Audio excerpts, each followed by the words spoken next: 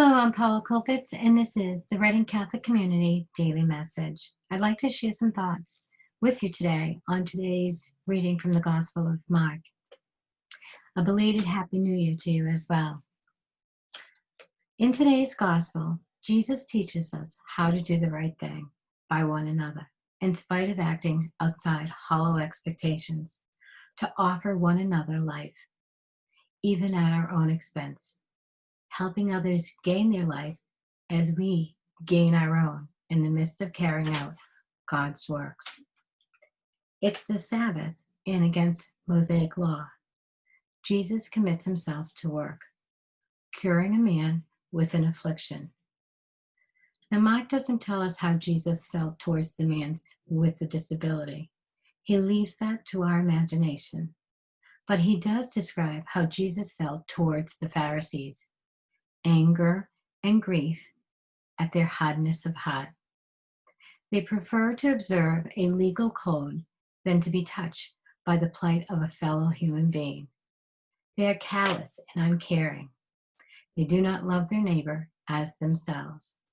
Their values, at least in this instance, are the antithesis to those of Jesus. We see in this gospel story how Jesus has to deal with a lot of opposition to his plans to create a more caring and just environment for people to live in.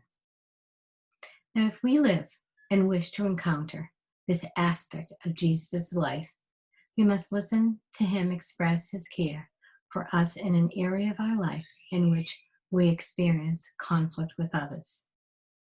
Dwell with this sensitivity and compassion for us.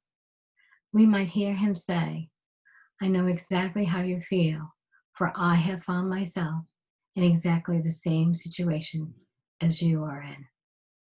In this spirit, I invite you to visit the Reading Catholic Community's website and consider one of the many opportunities for you and your families to support efforts on behalf of protecting the dignity of life for all.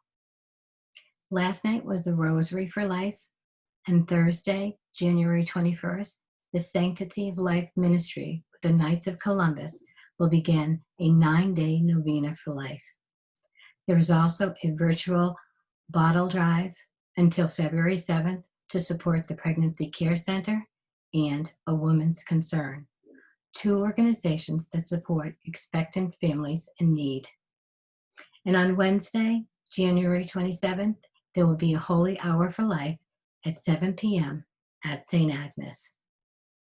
And lastly, this is the week that our Greater Church is celebrating the Week of Prayer for Christian Unity, which has a history of over 100 years, in which Christians around the world have taken part in an octave of prayer for visible Christian unity.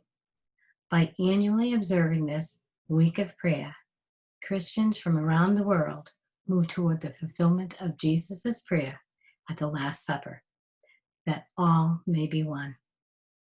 However you find your purpose and the opportunities afforded to you this month in our community, please be mindful that the world of Christians gather in unity together to pray and engage in the life-giving works of Jesus Christ. Have a beautiful day, and God bless.